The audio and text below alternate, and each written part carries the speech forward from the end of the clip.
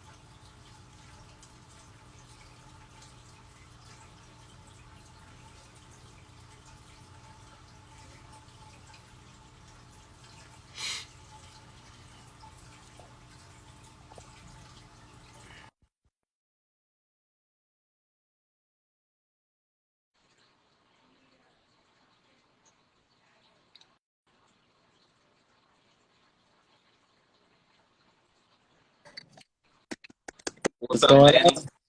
What's going on? Not much, man. Glad you're here this evening with us, man. Yeah, man. Hey, I'm glad to be here. Yeah, I'm excited to do it. yeah. So that's your end. We can go ahead and get things started. Let's do it. Let's do it, man. All right. So, hey guys, thanks for watching. Thanks for listening. This is your host Thomas Tyree from Onthehop Podcast. Today, this is going to be episode 107 for you guys today. Today, I'm joined by my guest, the host from well, first off, I should say, coming all the way from Chicago, Manny Wilson, the host from The Run Podcast. A few weeks ago, Manny had me as a guest on The Run Podcast, so I thought I'd deliver the favor for you guys today and bring Manny on. So thank you again, Manny, for letting me come on your show, and thanks again Of for hopping on my show today. course, man. Of course. So I gotta get your thoughts, man. Some crazy things going on in the NBA right now. What are your thoughts on the Phoenix Suns getting Bradley Beal in yesterday's big time Man, trade? this was huge. Immediately, though, I was happy for Bradley Beal first off because I'm like, dude been over there suffering for the last several years over in D.C. They ain't got him no help. He ain't been able to win ever since pretty much John Wall went down with that injury that changed his career. Has pretty much been a different story in Washington as we know it. So, first off, I'm happy for Bradley Beal that he's in a new area. Second, when we talk about contenders, still don't think the Phoenix Suns have enough to get over the hump. And I know that sounds crazy because it's like it's Bradley Beal. This is a guy who can give you 50, 40 any given night. So I understand why it can sound so crazy that I still don't think the Phoenix Suns are contenders, especially when you add him with KD, you add him with Devin Booker, and then they still got Aiden right now, which I think he's going to leave at some point. But ultimately, I say they don't have enough because they ain't got no bench, man. It's still the same problem. So they run into one of these teams that's stacked like a Denver Nuggets, like we see. They run into a Los Angeles Lakers team that got a little more, or they get a little bit better, whatever the case may be. Or they run into another solid team in the West, like the Warriors, that have an actual bench. To me, they're not going to be able to beat them in 7 games. Like, they'll be able to win a game. They're going to look good in the regular season. Don't get me wrong. But when it comes to a 7-game series, they ain't got enough. They ain't got enough. That's a lot of mileage you putting on KD, Brad Beal, and D Book. And I just don't think at the end of the day it'll be enough. Nope. Yeah, you hit it right on, man. Because first I'll address the Bradley Beal going to the Suns. In terms of contending, I don't think that I agree with you, man.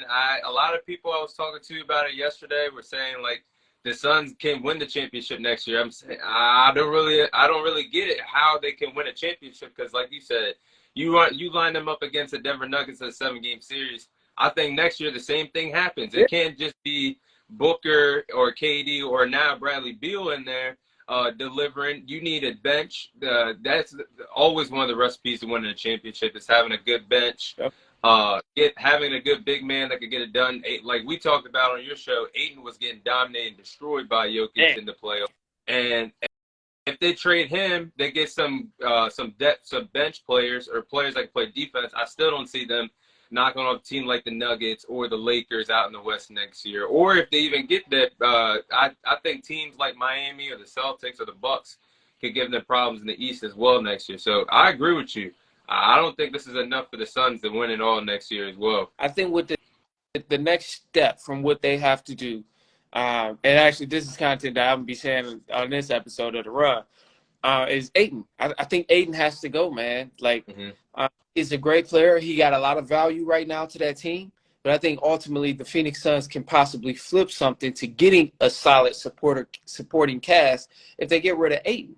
I mean, I ain't saying, you got to pick up a bunch of great guys to fill in what you lost when you first got KD, but ultimately just grabbing somebody to help the Phoenix Suns bench and supporting cast. So if that's 2 players for one, if that's 3 players and for 1 player in a pick, they got to be able to make that move because honestly, you're not even gonna need Ayton to score the ball with KD, Beal, and D Book. He's not gonna any touches like how he was before KD got there. So he can kiss that goodbye.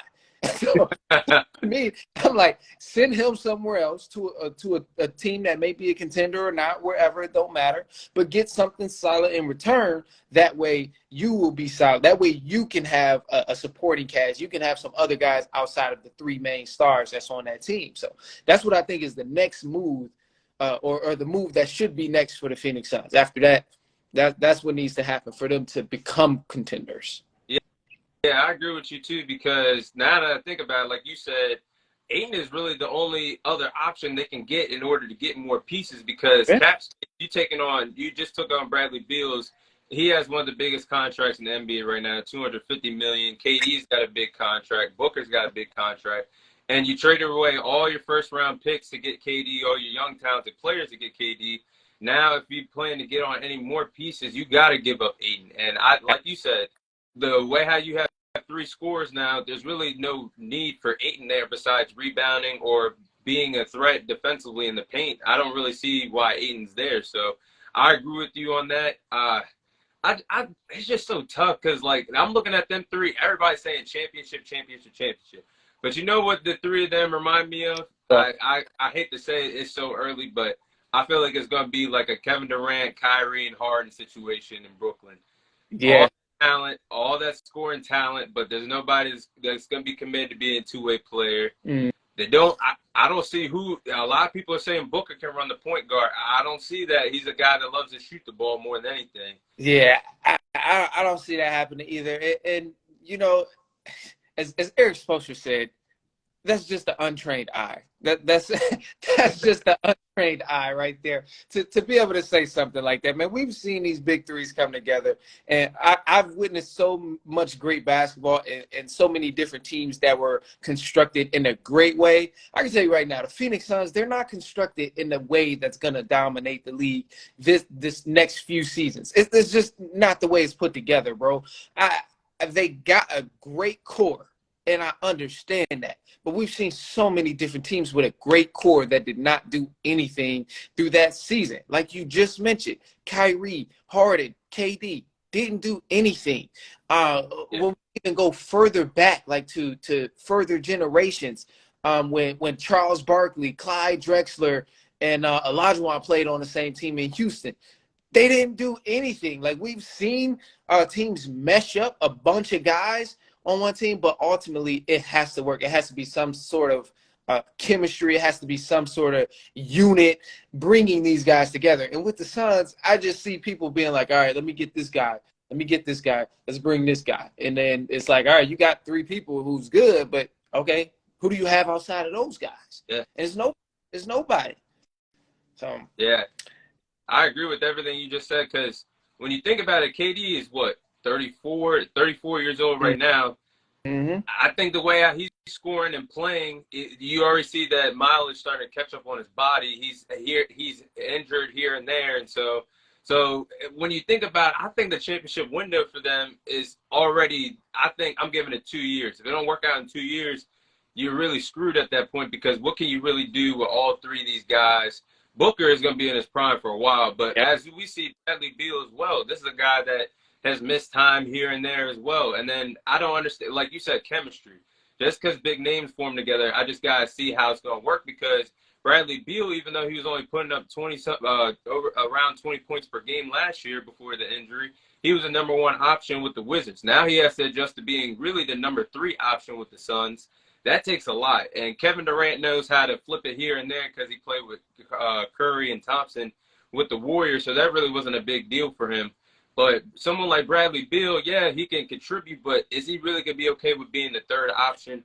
I just got to see it to believe it. So when it comes to the options, I'm not too worried about the options in terms of who will be first, who will be second option, third option. Especially because Kevin Durant is probably one of the easiest players to assimilate in any type of game plan, just because he's unselfish. He can score off the ball. He can score on the ball. He can score ISO. He can get rebounds. And like he has so many different aspects to his game where he doesn't necessarily need to score the ball to be effective. While when he is scoring, it is extremely effective. But he's not a guy where it's like, I have to get my 20 points in order to be happy. He's a guy who's, I'm just trying to win. I'm just here to hoop. Like, if it's an open shot, I'm going to take it. And because of that type of mentality that he brings, I feel like it'll still be okay where everyone will be happy with the touches they're getting. Like, we got to remember, KD was a guy played with Steph and Klay Thompson who's shooting the rock almost every time.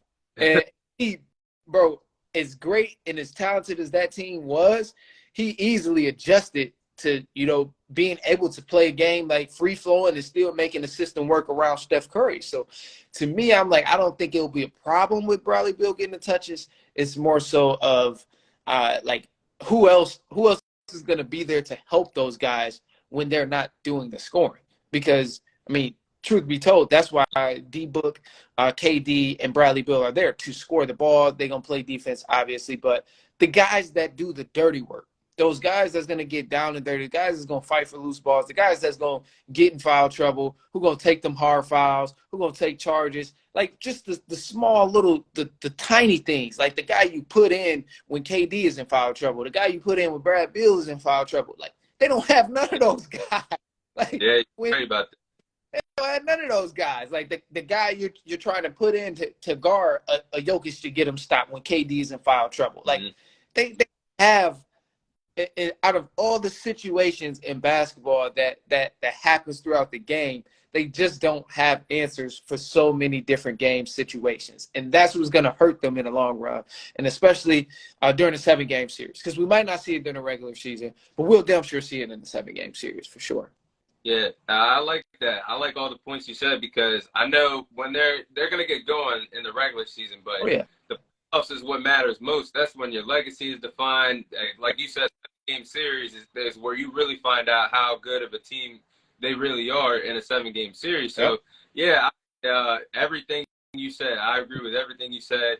It's just gonna be tough. They just don't have those key things to win a championship with, like you said, game scenarios. Yeah. Somebody big man like Jokic in foul trouble. They just don't have that. So Nope. I think the world is gonna love it for now, but come playoff time around this time next year, we'll be saying what went wrong with the Suns, or why have they not won a champion? Why did they not win a championship with those three caliber players? Facts. They're gonna be getting that episode too. Out of all the hype that's going on, everybody gonna be getting that same episode of where did the Phoenix Suns go wrong? And it's gonna be the same answer. It's gonna be the same answer. They ain't got no bench. They ain't got no help. So what you think, man? I'm asking you two more questions before we move on. But do you think that the Bradley Beal trade? Do you think that? What do you think about that? Do you think it was a right trade? Because it only took Chris Paul, Landry Shamet, and several second-round picks that are going to turn into swaps. Do you think that was enough, a fair trade to get Bradley Beal, or? I mean, it's fair to the extent of the Wizards are giving up literally a guy who's held down their franchise for I don't know how long, for a great amount of time. Yeah.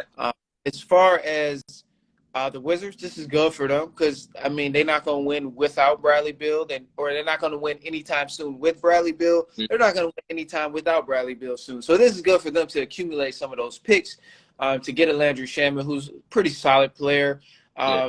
Still trying to make sure he has a place in this league. Pretty much. So I think for the Wizards, this is a great trade for them. Everybody's talking about how much the Suns benefit from this trade, but truthfully, I mean, Wizards benefit just as good because they're going in the direction of rebuilding, and now they got some picks there. They got another young guy there. When in reality, all the Suns did was they brought another megastar, which is huge, but they even decreased their bench by more because Shamet was another guy who could come off the bench and give you 11 points on occasion. So Yeah. now it's really rough. So I mean, I think it was a fair trade for sure, but ultimately, it almost hurts one team more than it helps the other team, and that team is being the Phoenix Suns. Yeah, I agree with that. I think in this situation, because Bradley Beal had the no trade clause, basically, if they were going to trade him, he had to say which team he wanted to go to. So I think when you're in that situation, you get anything, just get anything basically, because they're not going to have Chris. I think they're going to reroute him to a different team. I don't think he's going to be long, but. Like you said, Landry Shamet is a good bench player. Several second-round picks for the rebuild. So, and they got the $250 million contract off of their books. So, Yep. I think, Free up some space. yeah, Free up space. get it. So I think, like you said, like we talked about, if Bradley Beal if they can't deliver a championship, they're screwed. They have no first-round picks, no second-round picks to look forward to in the future. So. I think the Wizards could win this trade if the Suns don't win a championship when it's all said and done. Let's just go ahead and say this right now. The Wizards won this trade. No championship. Let's just get that out of the way right now. No championship. So Wizards won that trade. Freed up cap space, got some picks. Man, give it 4 years from now.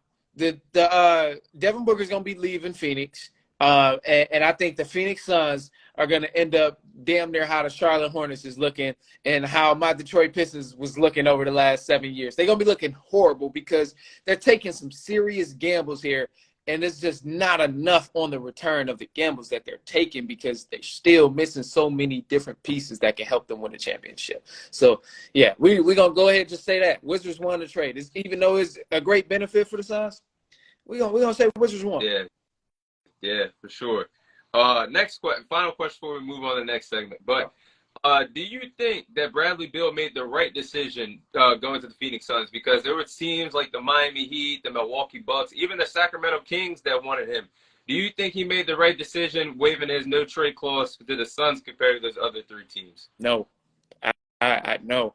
I don't think he made the right team. I understand wanting to go play with Kevin Durant and Devin Booker over there, but ultimately, again, that team does not have enough. When you go play with the Miami Heat, or if you choose to go play with the Miami Heat, that's they would have gave up some pieces. From what I've seen, Tyler Hero would have been gone, Yeah. and from what I can imagine, that has not been in the reports yet. I'm sure Caleb Martin, Max Strus, Gabe Vincent. I'm sure out of those three guys, at least two of them were out of there.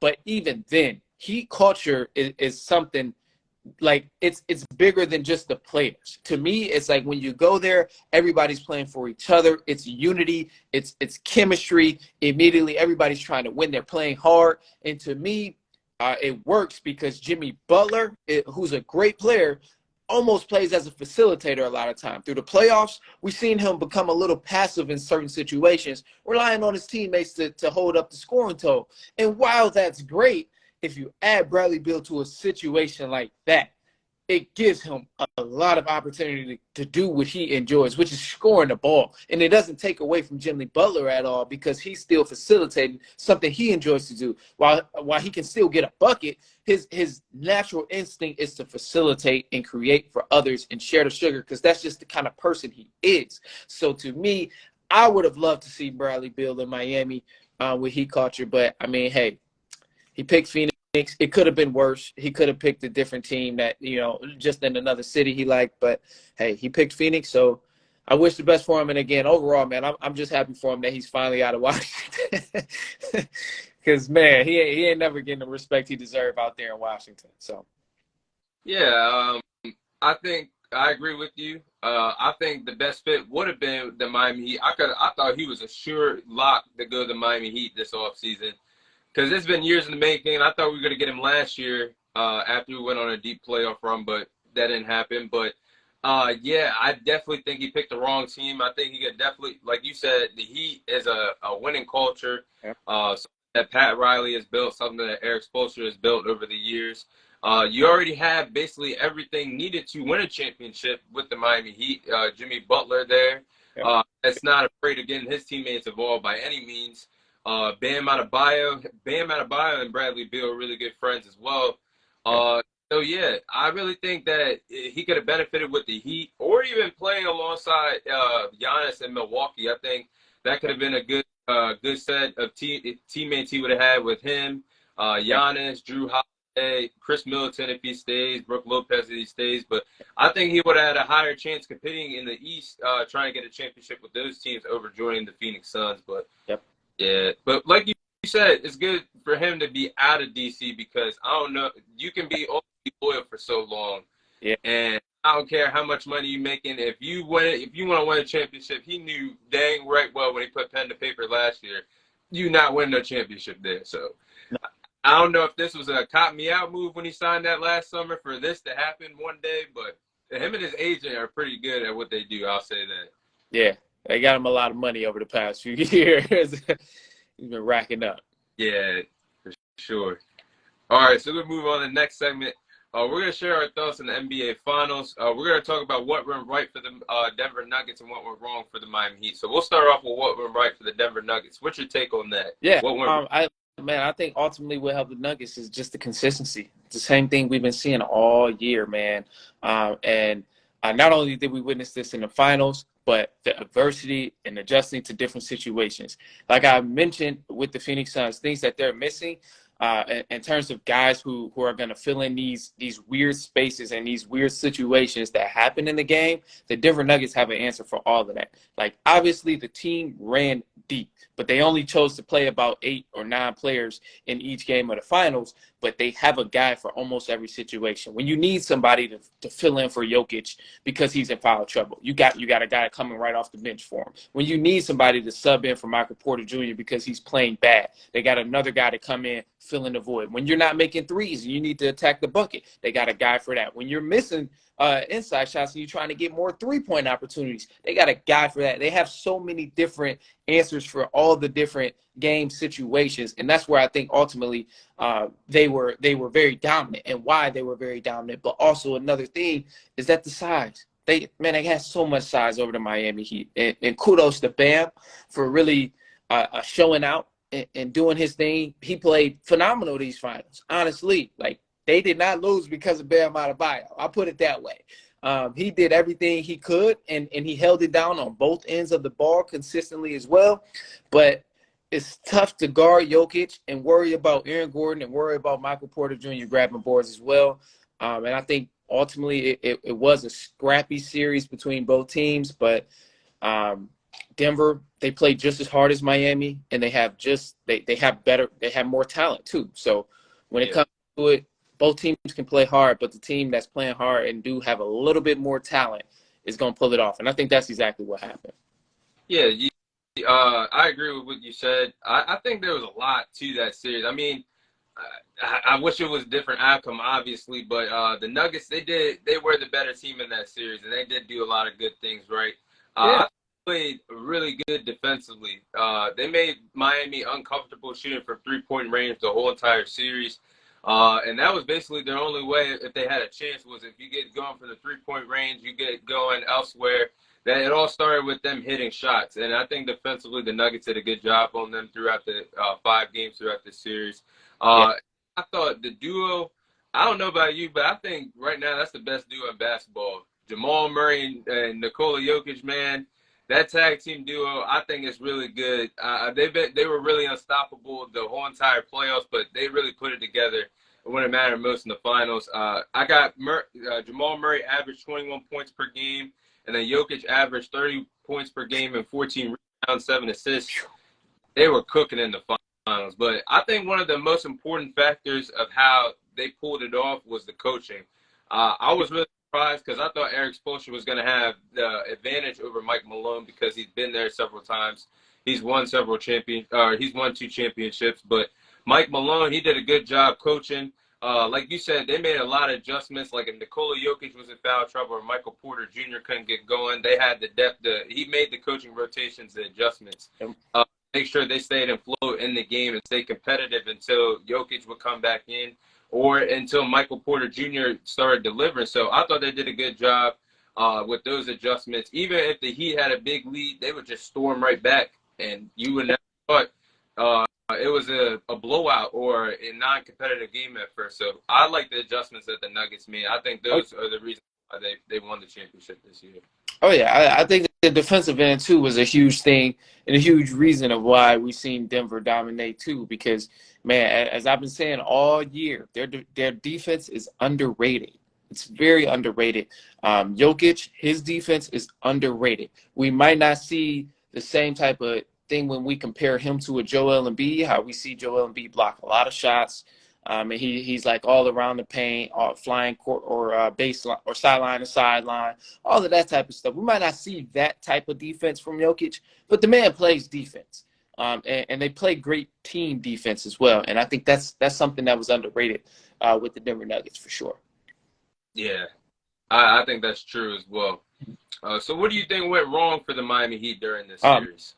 Man, so how I said the consistency within the Denver Nuggets. It was that inconsistency with the Miami Heat. Boy, I tell you, man, you can't have these games where you live and die by the 3 ball. That was something that hurt them, man. I mean, and kudos to Denver for playing good defense. But there was some times where there were games where they weren't even playing good defense. It just so happened the Miami Heat was missing. Like they were just missing from deep. I mean, anytime your shooters are having games where they're 2 for 9 and 1 for 7 and 0 for 6 and 3 for 13 and stuff, like you can't win ball games like that if you chucking up threes and you're not making them, especially when the other team is still playing great as well. So I think that's probably the biggest thing, man, is the inconsistency within shooting a 3 ball. And ultimately, too, man, getting the stops against the Denver Nuggets as well, man. Because, like I said, they're a great team. They're a great team. They got answer for everything. They got many different styles they can play. Great IQ, led by Nikola Jokic on the offensive end. So that's tough to stop. And also, too, transition defense. That's tough to stop when you have a center who can grab a rebound and go coast to coast. Mm-hmm. And even if he's going to go coast to coast for a layup or go coast to coast and kick it to somebody else, like that's special for a center That's special for a center. So, but mainly going back to Miami, I would say just the inconsistency with that shooting the three ball, man. And also, too, I want to blame Jimmy Butler for something because he's the star on this team, so he deserves to get slandered a little bit.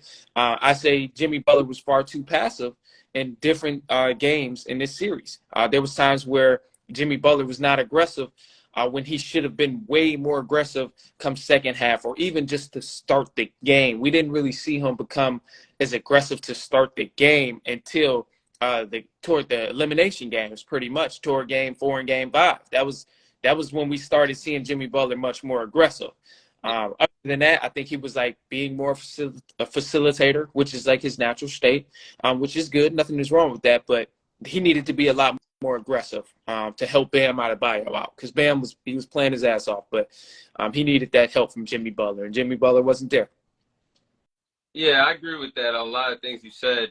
Starting off with the shooting, like you said, sometimes Denver Nuggets wouldn't be covering defensively, like covering them strapped down defensively. It was just based off players not hitting their shots. I know off the top of my head, Max Strus was shooting off, and he had wide open shots from 3-point range. He was only shooting 20% when he was wide open from the 3-point arc. You can't do that in the NBA finals. So, yeah, like you said, they weren't getting no production from role players like Max Strus, Caleb Martin, Gabe Vincent, Duncan Robinson, all that can shoot the ball with flying colors. They weren't there to really contribute for the chances for the Miami Heat to win the finals this year. I think that hurt them as well.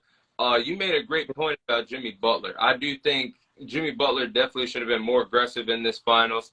I don't know if it was the defensive adjustments, the defensive adjustments that Denver was making on him to make him comfortable in this series. But yeah, I thought he should have been more aggressive. I definitely didn't see the Jimmy Butler that got them all the way to the finals, past the Bucks, the Knicks, and the Celtics. I did not see him in this finals. Like you said, he was more passive, trying to get his teammates involved. But if you're the best player on that franchise and you're there for a reason as an 8th seed, you got them all the way there. Carry it, finish the job. He did not do it, and especially in Game 4, like you said, in elimination games, Game 4, Game 5. Game 5, he was really MIA until like the last 3 minutes of that game. Then Yep. 8 points in the second half? Yeah, he wasn't doing that. And I'm so sorry to cut you off. I just want to add, to me, it was obvious that he was being passive and looking to distribute just for the fact that he had the shots there. Yeah. When you were watching the game, you could see he had the shots there. He was close to the rim for the shots, but he was passing out of them. And like he was right next to the rim, pulling a Ben Simmons, as if you would call it. Like you right next to the rim, but you're gonna pass out of it, kick it. And it's like you gotta go up with that, especially when you're the star on the team. So I put a lot of that on Jimmy Butler again. But that's side note. And that and now that I think about it, it was a close game with like 22 seconds left. They get the ball, and then you do a silly fadeaway shot, acting like it's 2 seconds left on the shot clock, 1 second left. You got to take more smarter possessions than that, better shots. And I mean, last year I was there talking about Jason Tatum, slandering him for how he performed in the finals. And as a Heat fan, I got to say Jimmy Butler deserves that slander because if he were to compete the way he competed in order to get all the way there, I really think that this series could have went to Game 6 or could have went to Game 7. I think as the series went on, everyone knew that the Nuggets were going to steal it because it was just they were just so much for the postseason. But if Jimmy Butler was more aggressive, it could have been more than just a gentleman's sweep. It could have been a more competitive finals, in my opinion. So, yeah. No, I 100% agree, man. He definitely needed to take that slander. And I think it was just him being passive. And again, I give credit to Bam. Bam played his heart out. They did not lose this series because of Bam Adebayo. When a couple years ago when they played the Lakers and everybody was saying, "Oh, well, Jimmy Butler needs help. They need Bam to step up." Bam stepped up. He heard the noise and he stepped up. So we can't let Jimmy Butler slide that like that because now the whole situation is flipped. Instead of Bam needing to step up, it was Jimmy Butler that needed to step up this time, and that didn't happen. Yeah, and I also wanted to touch on something you said as well. Size mattered in that series. Mm-hmm. I think Bam, like you said, he did everything he could in the finals.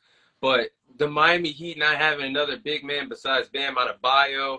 I mean, Kevin Love's there, but Kevin Love's up there in age. He's not the same Kevin Love that he was years ago. But yeah, like the actual true big man we had was Cody Zeller. That is not enough to guard Jokic or have any chance competing against a team that's way bigger than you. Cody Zeller was averaging like 2 points per game in the whole entire NBA playoff. How you just go throw him out there and insert him in the starting lineup all of a sudden and just acting like that's going to make a difference? That's something that the Miami definitely need this offseason. I mean, you can get Damian Lillard if you want to, but gotta get still little. They still little even with Damian Lillard. So I said you got to get another big, whether that's coming off the bench or playing alongside Bam. That was not cutting it. Cody Zeller, respect to what you did, but I expect him to be gone this NBA free agency. Yeah. I 100% agree, bro. But I got to ask you before we move on, man, because I'll be listening to you, and I listen to your takes about Jokic and the Nuggets. Do you think that Nikola Jokic is the best player in the NBA right now? All right, so you heard my takes. You heard what I said. I said no. I'm like, I don't want to have a discussion of best player in the NBA until LeBron is gone. And I stand 10 toes on that. I don't care what nobody say, but I will admit Nikola Jokic this season, in the past few seasons, he had the best seasons. I'll put it this way. And last year he had the best season, but I still don't. When we're talking about individual players, I still stand 10 toes on LeBron still being the best in the league. Just because if we gonna talk about all the things Jokic is great at and all the things Jokic can do, LeBron can do those same exact things still in year 21 or 22, whatever year the man is in. He can still do those same exact things and shoot a little bit better, honestly. So, yeah, I get the man got swept by Jokic, which is awful. But ultimately, games are not decided by one person only. His team played like poo. They was trash. AD wasn't there. And these ain't excuses. These is facts. Yeah. I mean, it's facts. Like, honestly, AD was piss poor. Excuse my language if I ain't supposed to be saying it over here. AD was horrible, man. Yeah. It was awful in that elimination game. And it's like Bron did every single thing he could do to pull his team to victory. And watching basketball as a person who enjoys basketball, and for any of those who are like basketball intellects, like I claim myself to be, you see that Bron still has a grasp on this game like he had 6 years ago. Almost even better because his IQ is still elevated. Like the game comes so slow to him, and the game comes so easy to him when he's out there playing. He really looked.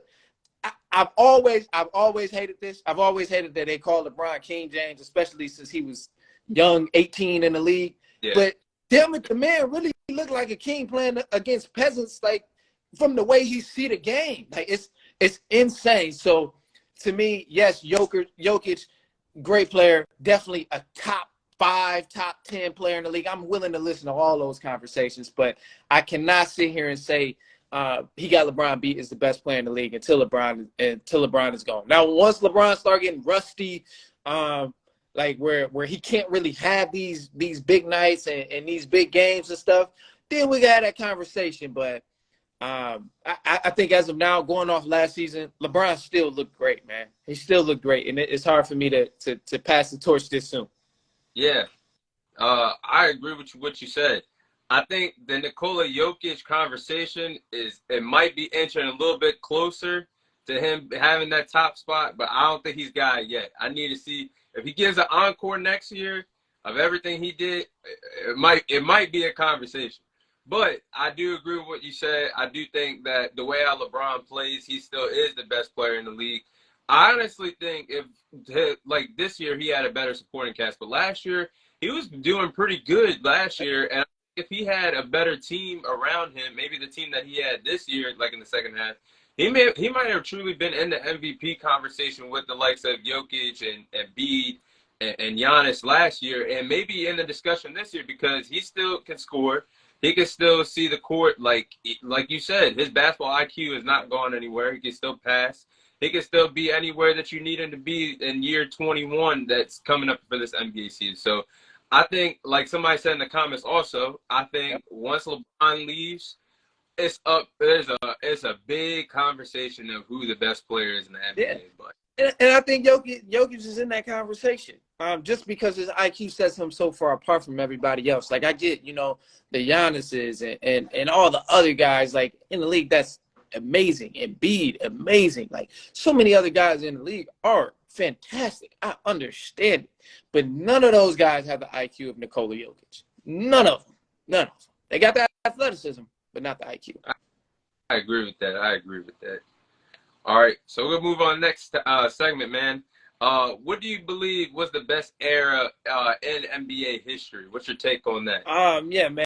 And I'm a little biased, but I think it's facts for the reason. I still say 2010s, best era of basketball, specifically for the fact the skill level now isn't far over from what we've seen in the 2010s.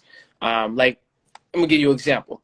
When you compare the 80s to the 2010s, the skill level at which players were developed and the individual skill level that guys had in 2010s are way better than what guys had in the 80s, just because the evolution of basketball. But even when you look at the 90s, there's a lot of great guys in the 90s. I want to give them their respect as well. But when you compare the individual talent to the guys in the 2010s, I'm taking the guys in the 2010s just because they had more developed skill due to the evolution of basketball. Same with the 2000s. 2000s was very skilled, but I think a lot of that compared to the 2010s, the guys in the 2010s still had it on lock. And even now, even though I keep saying the evolution of basketball, that's just the way it goes and stuff. Now I feel like there's a lot of talented guys, but the IQ is lacking from what we've seen from guys in the 2010s. I feel like in 2010s, there was a lot of great players, and there was a lot of great players in their prime at that moment. So their understanding of the game was a lot better than what we see from a lot of young guys now. So there's a bunch of talent. Don't get me wrong. Everybody's shooting threes, but there's less IQ and there's less there's less IQ being played as a team and as individual guys who have that talent compared to, the 2010s where there was a lot of young talent on the rise, KD, Harden, Westbrook, but there was also that well sauteed class of Kobe. You had Paul Pierce, you had Bron, you had D Wade, you had Shaq in the early. He was on his way. But I mean, you get what I'm saying. You had a lot of guys. Dirk, as Paul Gasol, you had so many sauteed guys who still had that great balance. Again, Melo, T-Mac, like Vince Carter. You had so many guys who already reached that point of maturity, having a better understanding of the game from when they were young, and being able to go ahead and implement that into the team they were playing with and also their individual games. So I say 2010s, man, because as of now, the skill level is great, but the IQ hasn't developed and matured enough to surpass what we've seen in the 2010s. Yeah, man. I honestly thought you were going to say a different era. I'm proud of you, man, because I was thinking maybe he was going to say a different era, but we think alike. Yeah, I agree with you. I got the 2010s as well because what we've seen, from 2010s on to now, we've really seen, so many special things in the NBA, starting off with, super teams. I understand some people are against teams, but the super teams that we got to witness really revolutionized how the game is played today. Yeah. You talk about the three with the Heat, LeBron, Dwayne Wade, Chris Bosh, how they were created because there was a super team with the Celtics, Kevin Garnett, Paul Pierce, Ray Allen, Rajon Rondo. Oh. Had got the Spurs, Warriors, drafted their guys, and the young OKC with Kevin Durant, Westbrook, Harden, Warriors dynasty that's still living on. The Cavs of LeBron, Kevin Love, and Kyrie. We got to see some really special teams that I really think if you match some of them teams that we just set up to the teams that were in the 90s, there's going to be some problems. A lot of people want to talk about it, but if the 2017 Warriors were to see the 96 Bulls, I think you know what I'm going to say. The Warriors will win that series. 2017. I put it. I mean, I think so too. Just because it's the skill level, man. The skill level and the ability that guys are able to do. And I'm not gonna say it'd be a sweep or nothing like that. I'm sure it'd go to 7 games. That Bulls team was amazing. That was actually phenomenal. And then ultimately too, you got to take and play the eras. That's it's going to be played in. Is it going to be played with the rules from the 90s? Is it going to be played with the rules from 2017? Because a lot of things that people don't know is like during the 90s, you had to keep your hand above the ball. Like it was like a carry or travel if you put it on the side or under. Like, so that's something that comes into play too, because now we see a bunch of guys, like we see everybody carry every play now. So that changes that matchup too. So kudos to all the other areas. But I mean, I think like you said, man, some of these super teams was magnificent, man. Through the 2010s era, it was crazy. Yeah, and then another reason why I think that's the best era was because of how competitive the playoffs really were. I mean, until Kevin Durant went to the Warriors, obviously, but everything that we saw from the playoffs, the Eastern Conference, Western Conference Finals, the finals, they were all competitive during the 2010s, and there were some upsets that occurred, like the big one, the Mavericks over the Heat in 2011. Yeah. Big one with Kawhi, I think, in 2019, with the Raptors beating the Warriors. So we got some really good finals, some good upsets, some good NBA stories that were really in the history books in the NBA today. And I think witnessing history, we witnessed a lot of history from the 2010s up till now, because now we've seen LeBron James become the all-time scorer, passing Kareem, something that took 39, nearly 40 years to accomplish. We saw Russell Westbrook become the triple-double king, having the most doubles of all time. And then Steph Curry becoming the all-time having the three-point record. So Danny Green did it at one point too. Yeah. In the playoffs, Danny Green that had a record. Klay Thompson broke a record, and Steph Curry. Like, it was a lot of different changes that we witnessed throughout the game too. So that's just to add to the point that you was mentioning as well. Yeah, and I think like you said, like we were talking, like you said about the handles and going on with the 90s, the game has really revolutionized for the better, because obviously the game is set for you to score. The game is set for you to have bigger opportunities to have historic performances now. And that's what we're seeing in the NBA today compared to what the 90s was. It was nearly, if you're not Michael Jordan, it was nearly impossible to see somebody have a 60-point performance, 70-point performance. Now this is coming like a regular occurrence that we see in the NBA now, because the game is more recognized for you to score. I think that brings more entertainment. I mean, yes, our era does lack the physical defense that the 90s had, of how they were called fouls and things like that. I think that kind of takes away from the factor. But still, I would rather take the scoring more than the hard physical defense. I would like to see games more competitive, because of how you can see a big man, a center, pop threes now. That seemed nearly impossible in the 90s era or the early 2000s era. So I think from the 2010s and on, I think this was the best era of NBA basketball for sure. Yeah, I'm definitely rolling with 2010s, man. I think they had a lot of discipline that traveled over from the 90s. And also, too, they had their own flavor of new school basketball. So it was like, all right, we taking this from the OGs that we seen from Mike, Bird, Magic, Isaiah. Then you had the development of young guys in there to add that little extra flair, like, oh, this is what the league is developing to. But the Saute guys, like I mentioned, the Kobe's, the Paul Pierce, the Tim Duncans, the KDs as he developed, the Bronze, like those guys were like, all right, we played in this older era, and now it's our era. And it's like, all right, cool, let's add our own flavor to it. Let's keep developing the game. And I think they did an amazing job at that, man, for sure. Yeah, I agree with that as well. All right, so we'll move on to the final segment. We're going to share our top 5 tournament events we want to see during NBA free agency. So I guess we'll work our way from 5 to 1. So go ahead and take your time with this. You can start at 5, I'll start at 5, and then we can work our way down. So what is number 5 for you, your list? All right, I'm going to just show the hat off first off, man. All right, this is the real hometown. I know I'm in Chicago, but this is the real hometown. All right, so you said what? Is that the Tigers hat, right? It's the Tigers. I know we on basketball, but I got to rep. I got to. I'm from Detroit. I didn't know that. Yeah, man. Detroit to Chicago to your speakers and headphones, as we always say. But anyway, man. Number 5 is my Pistons, bro. I need us to shake something up. I need us to get rid of this number 5 pick. We ain't got no business with this number 5 pick at this point. We already got our young talent. We got Cade, we got Ivy, we got Durham.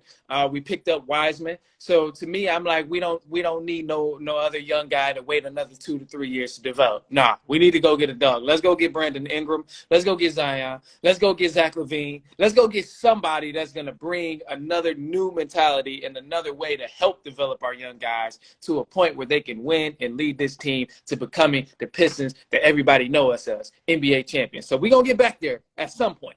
But that's the first thing I need to see happen is for us to trade this number 5 pick that we won in the lottery to bring in some true talent. Give me a Kuzma. Give me a Porzingis. Give me a Miles Bridges. Give me somebody. I need us to go back to being relevant because let's face it, the NBA is a better place when the Detroit Pistons are winning and playing championship basketball. Let's just be honest about it. That's number 5. Number 4, I want to see the Phoenix Suns trade for DeAndre Ayton. Get him out of there, man.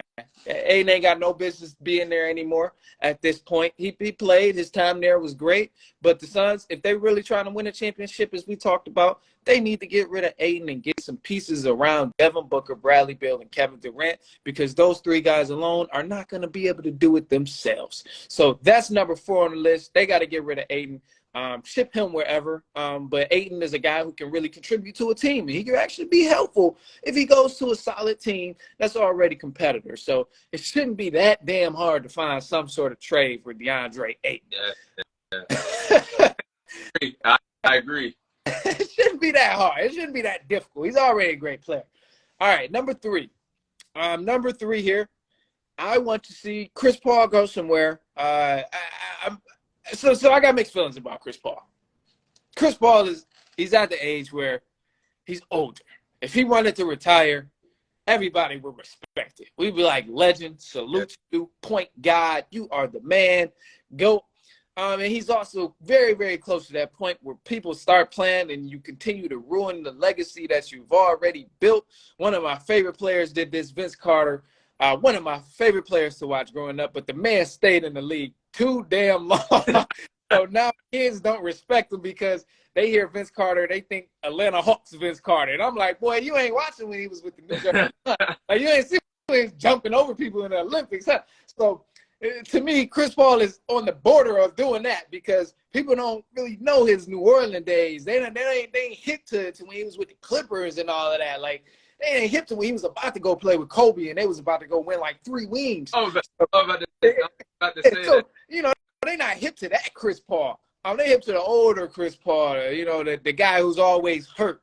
And because of that, I would respect Chris Paul if he retired. But honestly, I would love to go see him go play with LA. Just go play with LA, bro. Go play with LeBron. I mean, Melo, he was on his way out the league. He went to go play with LeBron. Chris Paul, I think he should go ahead and do it too. D Wade had his chance to go play with LeBron. Chris Paul, bro, just go to LA. Give Lakers that star that they want so bad since they claim they getting everybody in the offseason. Give them Chris Paul. So I would love to see that Chris Paul in the Lakers jersey, even though it wouldn't be, you know, during the right time or when he was supposed to be a Laker. They can have the old Chris Paul. It don't matter. So what I got? 2 left? 2 of them? Yeah. Okay. Number 2, I want to see Fred VanVleet. I want to see Fred VanVleet sign with the Boston Celtics. I think this would be a great move. He's a free agent right now. He just recently took his option with the Toronto Raptors. I think he can go to a team and make them immediate, like, better than what they are. And to me, right now, a great fit would be the Boston Celtics. We've had this conversation before. I think I've had this conversation at least where I've been saying the Celtics need an actual point guard, bro. Marcus Smart is not a point guard. Marcus Smart is a great player. He can hold it down at the point guard position. But when you talk about a consistent every night base, get them guys a true point guard. Let Marcus Smart play a different role for that team, whether he's coming off the bench, whether he's at the 2 and Brown and JT is at the 3 and 4, whatever the case is. VanVleet would add a lot of depth to that Boston Celtics team. And the Celtics would be great adding a facilitator who can also shoot threes and who can also play defense. So that's another thing I want to see. And then number 1, save the best for last. I gotta see my boy Damian Lillard get out of Portland, man. Yeah. Portland, I love how loyal he is to the Portland Trail Blazers, but ultimately Dame will never, ever, ever, ever, ever win a ring in Portland. And I mean, I think he knows it at this point, and everybody who watches basketball knows it at this point that he's never going to win a ring in Portland. However, whether he's in Miami, whether he's with Giannis, which would be a dream for some Milwaukee Bucks fans, including myself, who's a fan of Giannis. I don't care where he goes. I just want to see him get out of Portland because every year we had the same conversation, probably for the last 5 years of, is Dame going to leave? Where is Dame going to go? And I think this just needs to be the year where we actually see Damian Lillard go somewhere. So I'm at the point now, I'm not believing anything. I don't believe any reports. I don't believe any rumors. I'm not getting hype about any rumors. I'm not getting hype about any trade ideas for Damian Lillard until I see his ass is actually somewhere else on a different team, because this has happened way too long. So that's number one on my list. I would love to see Damian Lillard sign with another team or get traded to another team, especially a team that could actually compete in the NBA playoffs. Yeah, I like your list, man. I'm going to run through the things that I heard from your list because you said a lot of good things. Yeah. You have a lot with that Pistons one because I'm thinking, I talked about it. I said Monty Williams was a great hire for the Pistons. It was a mistake that the Suns went ahead and fired him. I think they're going to have fun rebuilding that culture with all the young pieces that the Pistons do have. And you got me thinking because they do have the 5th pick. They do have Cunningham. They got who else? They got Bagley. They got a lot of young players. So you made me think, why do they have the 5th pick? You may as well trade to get Zion because it seems like Zion's on his way out of New Orleans. So I think it's going to be very interesting to see what a team like the Pistons or a team like the Hornets are going to do with their picks come draft night. So you have me thinking ever since you talked about that. I like the Fred VanVleet one to the Celtics because, like you said, Marcus Smart has never been a true point guard. I think Malcolm Brogdon coming off the bench, he just won 6th Man of the Year this year. I think that's a good role that they should keep him at. And I think he's a good player to have in the second on the bench because he was one of the best players on the bench unit that they had last year. So I would keep him there. Like you said, maybe move Smart to play shooting guard because he can't facilitate as a point guard as we saw. So I like that one. And that Chris Paul one. I wanted to ask you, do you think he benefits going with I think he should go to one of those LA teams. I think those are the best fits. Do you think he should go back to the Clippers, or do you think he should go with the Lakers? Which one do you think is a better fit? I think he should go play with the Lakers, but ultimately I have that feeling that he's going to end up being a Clipper again. Yeah. Clippers is open to anybody. They taking anybody because everybody on that damn team get hurt every year. So they just like, yeah, come over here, come play with us. Come play with us, help us out however you can. Because we know at some point Kawhi is going to go down. We know Paul George is going to go down, unfortunately. So Clippers take everybody. I think they end up with Chris Paul in the long run. But I would like to see Chris Paul and LeBron play together because both of those guys probably they're top 5 when it comes to IQ in basketball for sure. I agree with that. I think in my head, I do think that the Clippers sounds good for him to go back there. But in terms of Kawhi and Paul George not being available all the time, I think it's just a better fit to go ahead and play with LeBron and Anthony Davis. And just say you were in your NBA career. So I think it's a better fit for Chris Paul to go there and play with LeBron. But, yeah, you had me thinking on a lot of them. Yeah, man, that's my 5. I need to see the Pistons get rid of that 5th pick. What I say, Suns got to get rid of Aiden, bring in a bench or something. Number 3, I had Chris Paul to the Lakers. Number 2, Fred VanVleet to the Celtics. And then number 1, Damian Lillard got to get out of there. He got to get out of there. There's way too much talent being wasted on the Portland Trail Blazers right now. I agree. Yeah, starting at 5 for me, I know Draymond Green just opted out of his deal with the Warriors, but I like to see him come back, man. I don't know if this is to explore options. I don't know if this is him saying that I'm going to go to a different team this summer, or you just want one more big contract. I think it's just best just keep seeing the dynasty go on since KD's not around. But I would like to Yeah. see the dynasty go on with the Steph Curry, Klay Thompson, Draymond Green until they officially start rebuilding. I know that his contract, if he opted into it, he would only be on there for one more year. I think he would make $40 million a year. But I would just like to see Draymond Green stay put. I would like to see them compete at least for the next 2 years or even 3 if they can. I know they're going to have some problems with money-wise soon because I know Klay Thompson's due for another contract. So I just want to see it keep going. And they're always going to be a threat in the Western Conference. Oh, We yeah. need NBA. So I think it's just best if Draymond Green stays with the Warriors this summer. I really can't. I mean, the only other place I can really see him with is really the Lakers. I can see him fitting there. Buddy with LeBron, man. That's the only team saying, man. And I hate that I have to say, like, Draymond might go to the Lakers, but it's just because he's so buddy with LeBron. And it's like, I don't think I highly doubt Draymond's going to go to a losing team. Yeah. Like, so, yeah, it's tough. Yeah, I agree because they are really good friends off the court. But, yeah, I just want to see that one more time. 4, I got an interesting one at 4. I want the Rockets to get a star this summer. I want to see it. Whether it's James Harden coming back, whether it's Kyrie wanting to go to a different city in the state of Texas, or they trade for a star. I want to see the Houston Rockets get a talented player this NBA offseason. And I think they can be a competitive team if they get a star this summer with those young players that they have right now with the Rockets. They have Ime Udoka, their head coach now. Okay.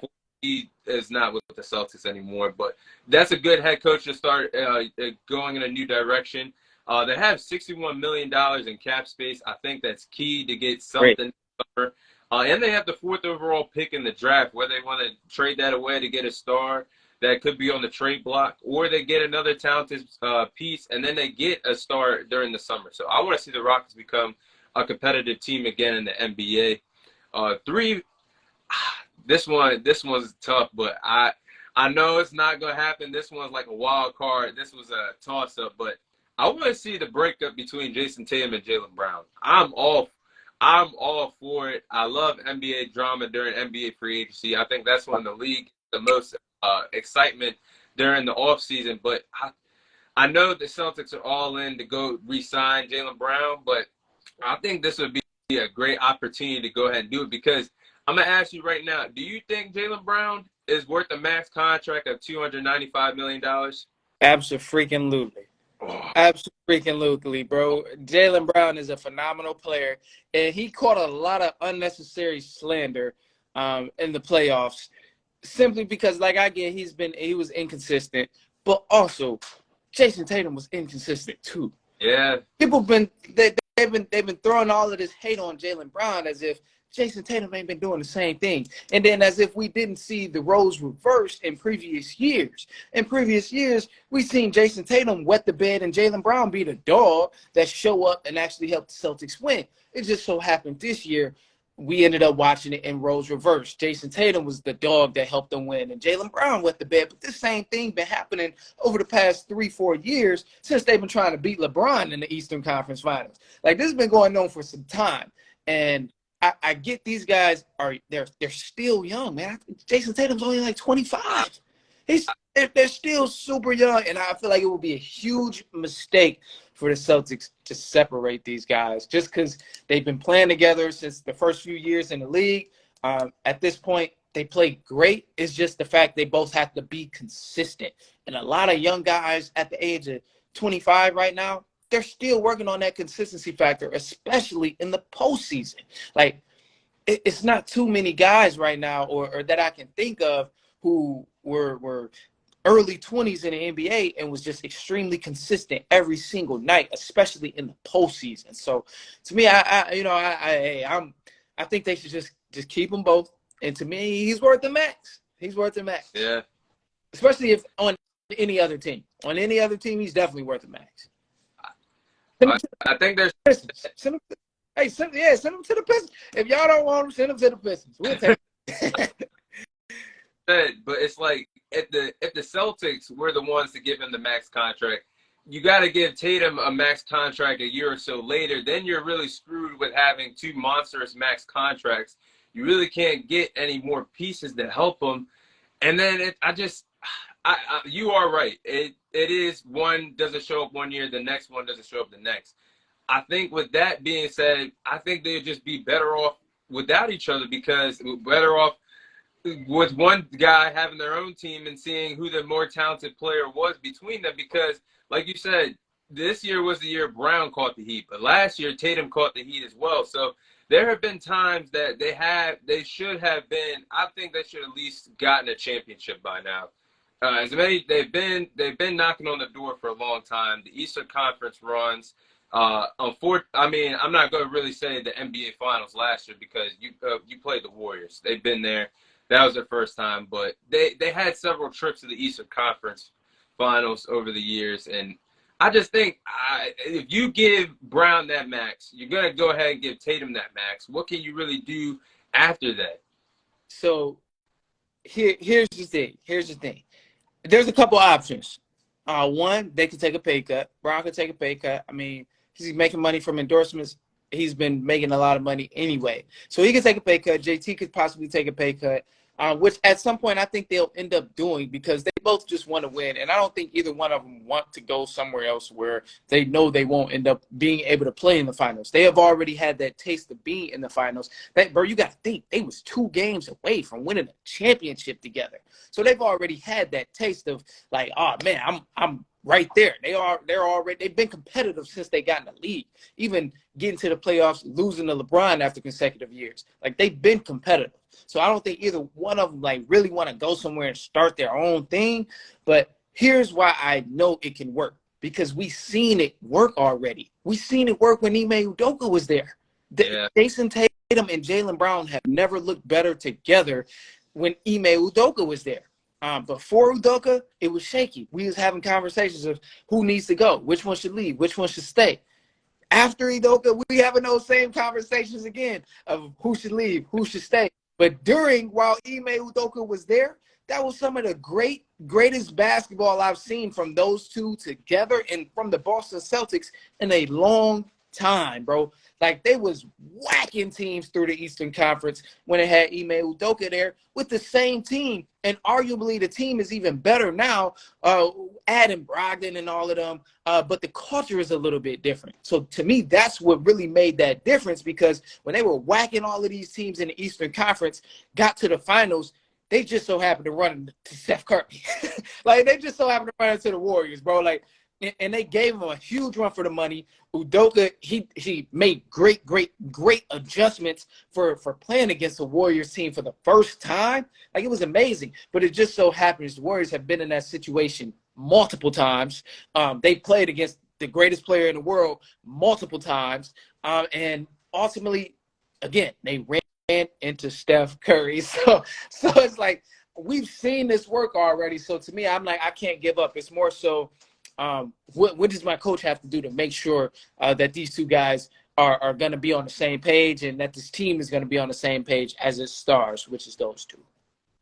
There is some truth to what you said. After the coaching change, you could definitely see there was some. I mean, we really couldn't see like behind the scenes, but I think there was some things going on with the team. The chemistry wasn't as strong in the playoffs. There was time to struggle because of coaching adjustments that Udoka provided them last year during the playoffs. I think there is some truth to that, what you said, with the coaching that Brown and Tatum, they looked really good last year. Yeah. Because I questioned myself before that. I've been questioning this for a long time. But last year, I didn't question it. But this year, I'm starting to question, because you're going to throw in all this money towards those two. It's just, to me, if there's no money to get other pieces, then you're basically screwed with just depending on them two. But yeah, I mean, I don't think this is gonna happen. But that was a wild card for me. If Brown was shipped off, I would like to see him become a leader of a young team like OKC or the Rockets or even the Pistons, like you said. I would like to see that. I would like to see that if, for whatever reason, they don't re-sign him. I am expecting for them to re-sign him. But honestly, I would like to see the breakup. I like to see NBA drama. NBA free agency. I respect. Two. Oh man, let me think of one. Because two, I wanted Bradley Beal to go to the Heat, but that ain't happening. Two, No, yeah.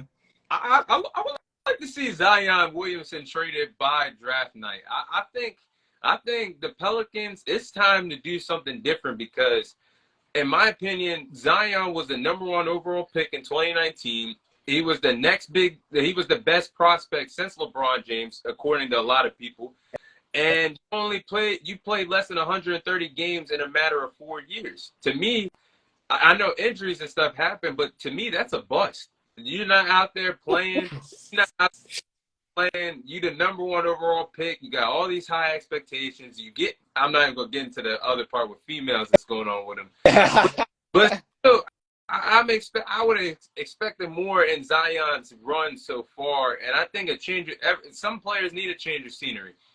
I talked about that. It wouldn't be the worst thing in the world for the Pelicans to one day relocate from New Orleans, but I think Zion, a breath of fresh air, changing teams, I think that'd be good for him. And I think that the Pelicans to get somebody up there with their selection to replace Zion, I think that wouldn't be a bad idea if they wanted to ship him off to the Hornets. I'm going to keep mentioning your Pistons in there.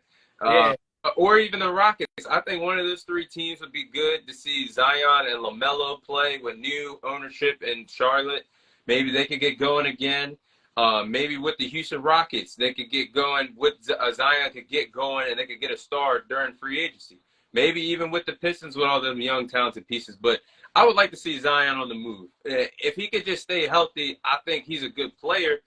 But for now, thinking about all the high expectations, you get the #1 overall pick in that draft.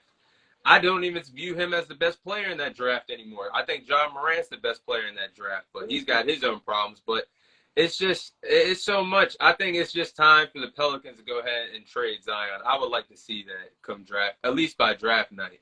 Oh man, that's tough. I definitely understand it. And I ain't gonna lie, I wouldn't be mad if Zion went to the Pistons. Let's be real. I'm gonna be happy as hell if that happened. However, I'm gonna say I know he's been injured. The main thing that caught my attention is you said bust. Oh man, I know Zion has been injured, but also too, he's still very young. He's a young guy, man. Embiid, one of the best players in the league that today started off, had a very, very rough start to his NBA career, man. He was injured the first few years of his career, but eventually when he was able to play, he started dominating. So it's like, I understand, Zion hasn't really given you what a person may desire at this time, but ultimately when that man is healthy, he is a monster. It's just like, does the organization have enough patience to stick with it and allow him to get healthy and be able to play and provide for that team? So for the Pelicans, they can afford to get rid of him. They can probably get something great in return to help Brandon Ingram and to help Alvarado and help all the other pieces they got over there. But I don't think I would want to take that risk just yet to get rid of Zion. Just because he's still such a young guy, man. Then when he's healthy, he's helping Brandon Ingram out so much. And CJ McCollum, Alvarado, like I would be patient, man. Patience is the way to go. Like we look at all other examples. Like I said, in B, you look at the Denver Nuggets, man. Michael Porter Jr. had a rough start to his season early on.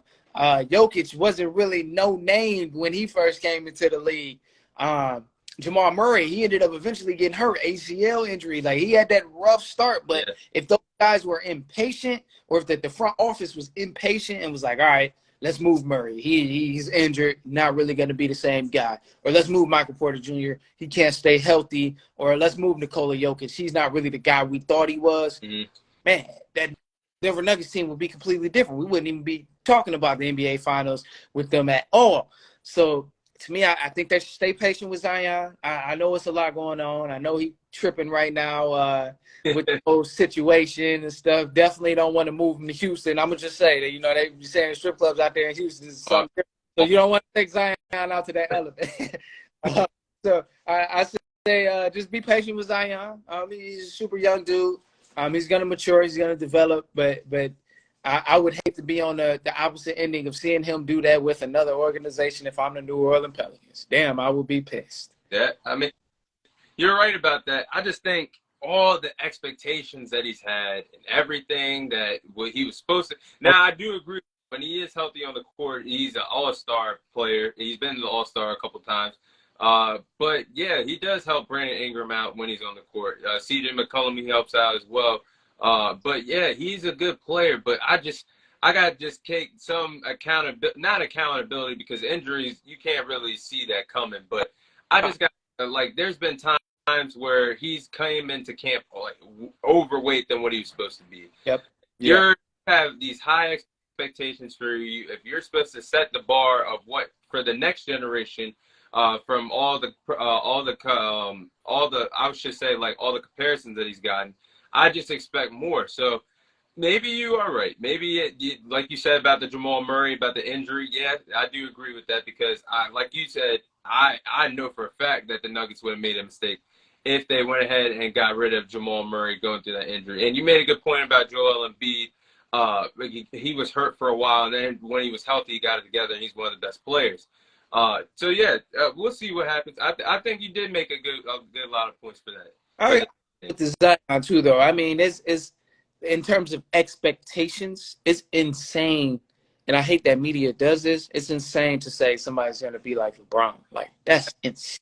And so I understand why those expectations, like he's nowhere near the expectations that people placed upon him because they put them so high. Like when you automatically almost set a player up to fail when you say, oh, they're going to be like LeBron. Like, ain't nobody like LeBron. Like, come on now. Like, you almost guarantee they fail. So it's that, to me, I don't like that. And I definitely get your point, though. Like, he's not living up to those expectations. But it's just the fact, like, damn, the media set the expectation to be the best, literally the best player in the world. So it's crazy to say that. So, but I get your point about the expectations for sure, too. Yeah, and I think the media is wrong at times when they do that. I think that it could be better for them to basically have their own narrative instead of some like Zion next LeBron. Let him be his own guy. Compare him to somebody else that LeBron and Zion really don't play the same position. So I don't see where the compare. I mean, Zion does not have he's never had the basketball IQ that LeBron James has by getting his teammates open and things like that. So I think the media at times they can get overwhelmed or carried away with comparing players like that. So I agree with you. I think they should be their own players, and like you said, when they have those high expectations, they're meant to fail and not be at the top level that they're supposed to be at. So I like that. I agree with that as well. One for me, we hit it off with one. I agree too. It's time for Damian Lillard to leave Portland because he's going to be 33 by the start of the next NBA season. Look, I respect him for being loyal to the city of Portland for so long, but come on now. After they traded his boy CJ McCollum, he should have wanted out of that organization. Yeah, it's time. He got to go. Once they seen they traded your boy last year during the season, he should have requested a trade. This is a long time coming, and I think I do respect players staying loyal because this is how teams are created by players getting frustrated, not wanting to wait through and go through the process. There's some players that I do respect for that. Bradley Beal's in that conversation for sticking along so long. I know during 2020 there were some talks with Giannis leaving the Bucks and going to form a super team. He stayed loyal to Milwaukee. So when I think of loyalty, I think of those three players in this day and age staying loyal to their franchises. But they made it clear that they are not getting him any help in Portland. Like, they've had several opportunities to get him help, and it's only a matter of time before Damian Lillard's decline starts. I think he still has a lot left in the tank. But being in 33, I think by 36, 37 is not going to be the same Dame time that we see. So I think it's fair to him to get a shot at a championship. I think some good fits for him. Well, obviously, I want to see the Miami Heat. I want to see that so bad. But besides the Heat, I think the Knicks could be a good fit. I think the Brooklyn Nets could be a good fit. If the Boston Celtics could somehow, some way make it work, I think that's a good fit. I think all those fits are good for Damian Lillard. So he deserves it. He deserves to actually play for a championship contender. It's time. And I think this is the best time. Summer, like you said, when you talk about Damian Lillard, I'm not hearing no more reports that he wants to stay. I believe it when I see it because you're not getting him help. You're not getting him help, and they're not trying at all. And yes, they have the number 3 pick Thursday for the draft, but what is a young rookie really going to do in terms of elevating himself to be a championship contender? For that team to be a championship contender playing alongside Damian Lillard, that's not going to help next season. So just go ahead, get it over with. He's did everything he could for the franchise. At least got them to a Western Conference Finals years ago, him and CJ McCollum. But it's time. It's time for sure. Man, I 100% agree. Any of those teams that you named, the Knicks, the Nets, the Celtics, Miami, any of those teams are better than where the hell he is now in Portland. Because he ain't winning nothing in Portland. Like, he ain't even getting to the playoffs. And Portland ain't even a big market. At least if you go to the Knicks, at least you're in a big market, so you're going to stay relevant no matter what. If you go to Brooklyn, still kind of small market, but it's New York. So, you get some more. And then in New York, they actually got a lot of good pieces over there with Bridges and stuff like that from that KD trade. So they got some nice pieces over there. And then obviously, like you said, huge game changer. So I'm 1,000% agree with you on that. Yeah, and I think, and now I think about it, the only Portland is a small market. Like, obviously, they're never going to get the big names of free agency, unfortunately. But when I think about it, their only big signing that they really got Damian Lillard and CJ McCollum for help is Carmelo Anthony.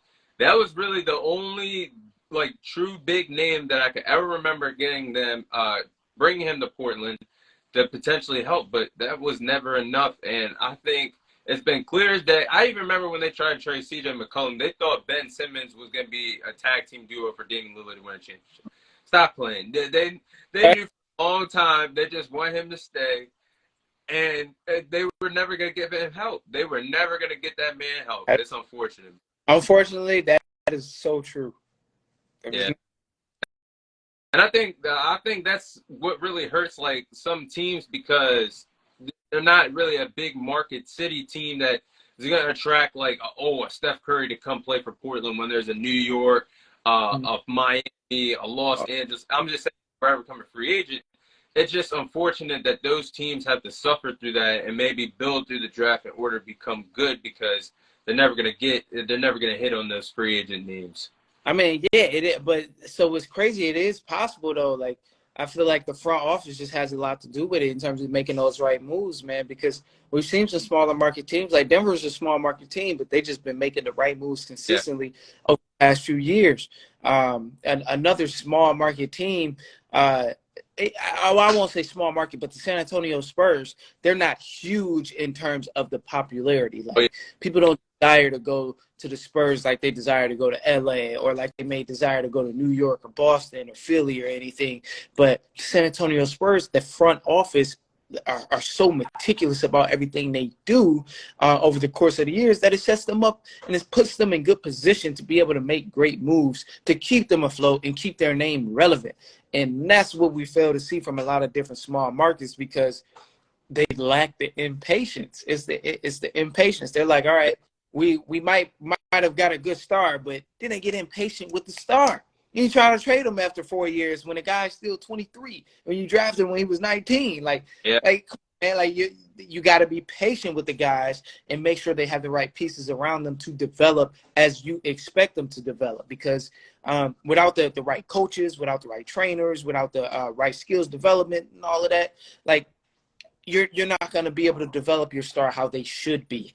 And I've witnessed this all too long with the Detroit Pistons. I hate that I keep going back, but, man, we've drafted so many people that we were supposed to develop to be good, but they were not good. Some of the drafts was just bad drafting, but ultimately there's been a lot of guys that really were great basketball players, but they left Detroit and gotten a better opportunity with coaching, other players, and a system that actually just elevated their talent and helped gel with the talent that they bring to the team and make them great. Bruce Brown was a Piston. Caldwell Pope was a Piston. Chris Middleton was a Piston. The list goes on and on and on. But when these guys were in Detroit, they were stinky. you would think they were the worst players in the world because the Pistons were so discombobulated in terms of bringing the right pieces and getting the right guys around them and helping them develop. But as soon as you see like they're in a different situation, we like, damn, this guy's actually good, or he's a great role player. He's this, he's good, he's this, he's this, and it's like that just goes with having the right people around to be able to develop those guys. So that's my thoughts on that, man. Yeah, I agree because, like you said, what Denver's front office did, Jokic, finding Jokic or Jamal Murray, and them coming from being on the bench to becoming their biggest stars and helping them win a championship, they did good. A smaller market team, I think, is going to pay off of what they're doing right now. OKC, their draft picks are paying off. They still got a lot of draft picks left that could ultimately end up getting some superstars there, maybe. But I think, yeah, you are right about the small market teams. It's just some teams, it's just like Portland. Like I said, sometimes they're automatically going to be disqualified from NBA free agency at times because they're not going to want it. But also, the front office has to do a better job of getting the pieces, because if somebody doesn't see any pieces there, who the hell is going to want to come there during NBA free agency? So, yeah, you're right about that. You are right about that. Yeah, that's so true, man. Portland, they definitely got to do a better job from within that front office. They got to do way better. Yeah, I agree with that. But, man, go ahead and wrap it up, man. I thank you a lot, Manny. If you guys haven't checked him out, check out Manny Wilson from The Run Podcast. He's the host of that. You guys can check him out on all platforms. Thank you, Manny. I think we should do this again. Whether I come on your show where you come back and we talk about basketball. I know you can talk about football, so that's coming around the corner. We can talk about that as well. So, yeah, thank you. I'm looking forward to collaborating with you again in the future, man. But great episode tonight. Glad you hopped on. Appreciate it, man. Hey, I appreciate you having me on. We definitely got to hit it off on another episode. So maybe next time it'll be back on the Run podcast. So we definitely going to hit it off. But, hey, I appreciate you having me on. Thanks for inviting me. Super excited about the conversation as well, man. Yeah, of course. But, yeah, that's all the time I have for you guys today. This is your host, Tom Cyree, signing off. The host from The Run Podcast, Manny Wilson, signing off. And I'll see you guys on next week's episode. Thanks again, Manny, for joining in tonight. Yep, no problem, man. Thank you. Thank you.